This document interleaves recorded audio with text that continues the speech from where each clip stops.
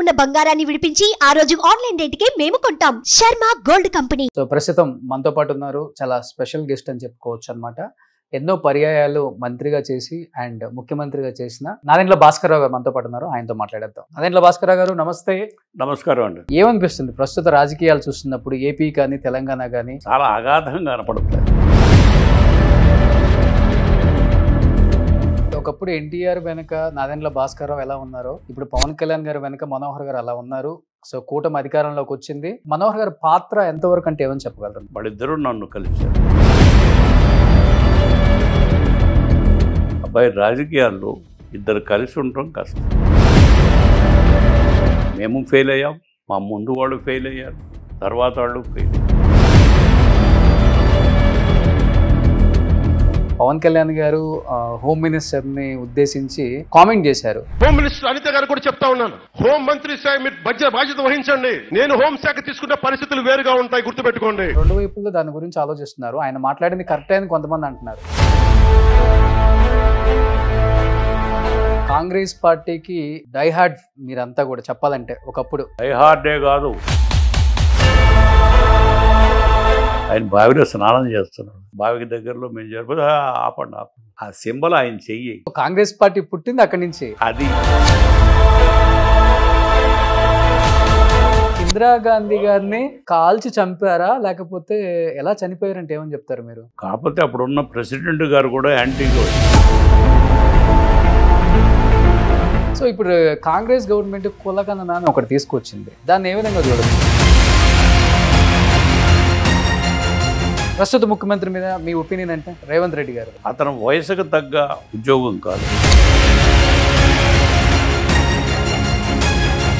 జగన్మోహన్ రెడ్డి గారు మీ ఒపీనియన్ అంటే ఏమని చెప్తారు? ఆయన కొన్ని మంచి పనులు చేశాడు, చాలామంది సహకారం ఉపయోగపడ్డాడు పేద ప్రజానికి, అందులో డౌటే ఉంది.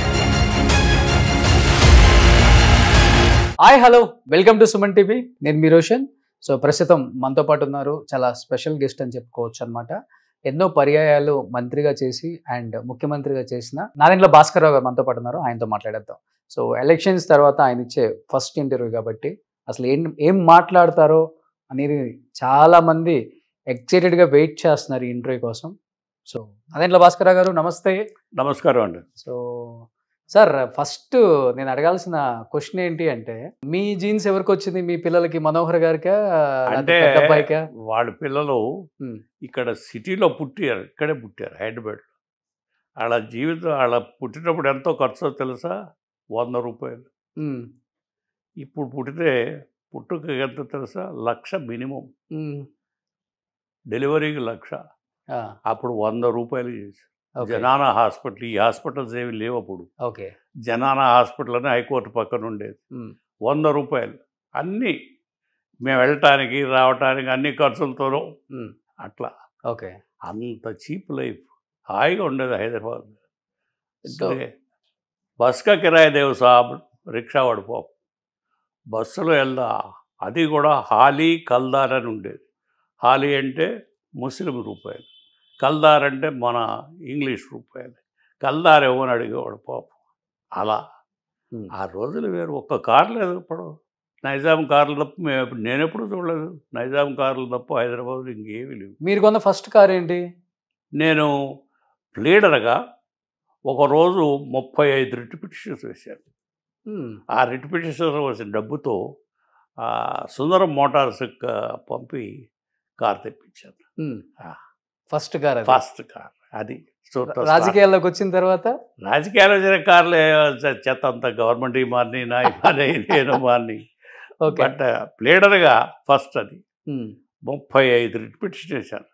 పిచ్చి డబ్బు కార్ తెప్పించాను. అంటే మీరు ఎంత ఎత్తు ఎదిగినప్పటికి కూడా ఎప్పుడు కూడా ప్రొఫైల్ అనేది లో ప్రొఫైల్ మెయింటైన్ చేశారు. హడావుడి ఎప్పుడు లేదు. ఎప్పుడు. సూపర్. ఏమనిపిస్తుంది? ఇది కూడా ఇల్లు కూడా, ఇందులో నేను సొసైటీలో మెంబర్ని. ఓకే. అందుమూలన ఇచ్చారు 5 రూపాయలు గజం. ఇది గజం 5 రూపాయలు. అది కొనుక్కొని కట్టుకున్నాను, లీడర్గా కట్టింది. ఓకే.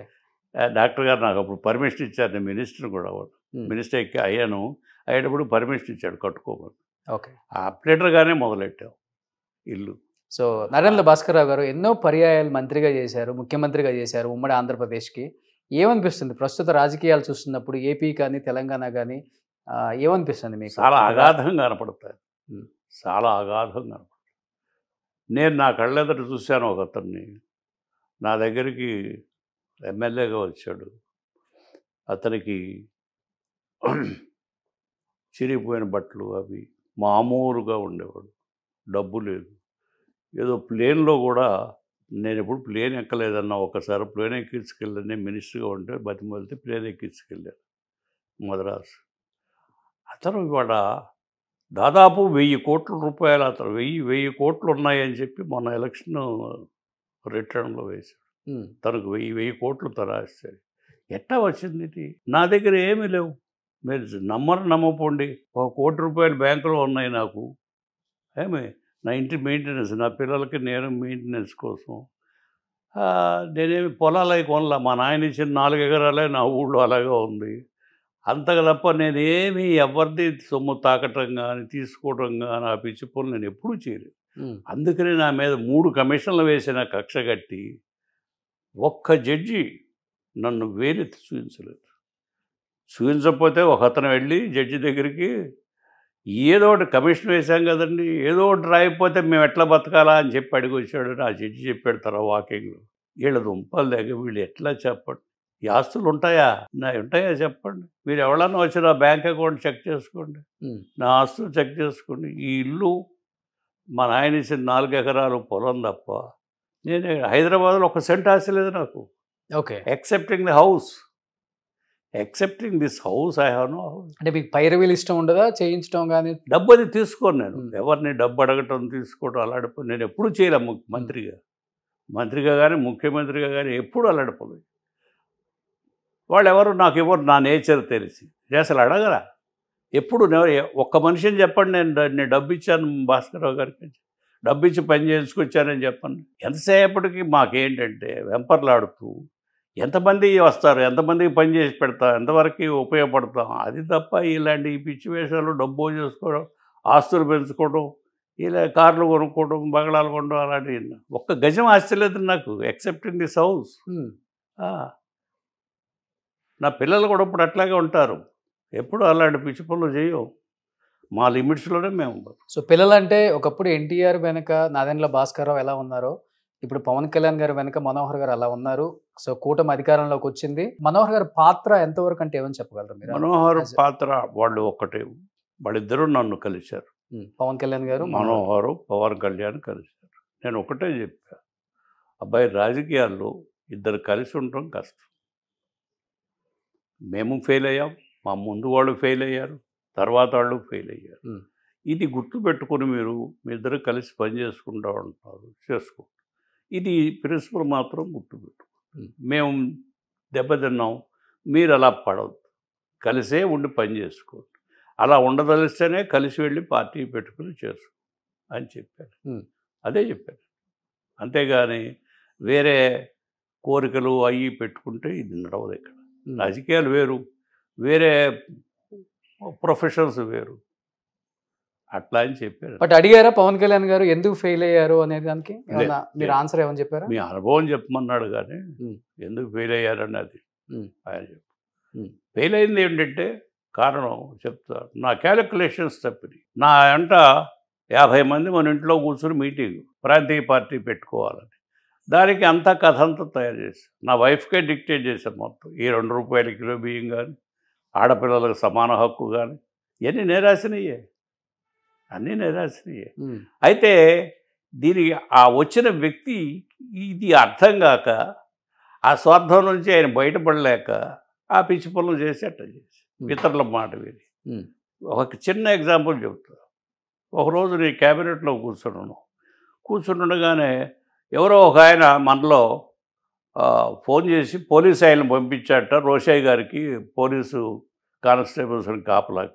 నన్ను ఉద్దేశించి అనకుండా నన్ను ఉద్దేశించి ఎవరో ఒక ఆయన పోయి, ఇది ఎవరు తెనాలిలో సత్యనారాయణ అని ఒక ఎమ్మెల్యే ఉన్నాడు, ఆయనకి ఎట్లాగన్నా మంత్రి అవ్వాలని కోరిక, ఆయనకి నాకు తగువ పెట్టాలని కోరిక. ఆయన ఫోన్ చేసి డైరెక్ట్గా చీఫ్ మినిస్టర్కి, ఎట్టాగండి మేము ఎట్టా బతకాలండి ఇక్కడ, రోషయ్య గారు వస్తే హోమ్ మినిస్టర్ వస్తే పోలీసులందరినీ 200 మందిని పంపించాడు మీ ఫైనాన్స్ మినిస్టర్ అని చెప్పాడు.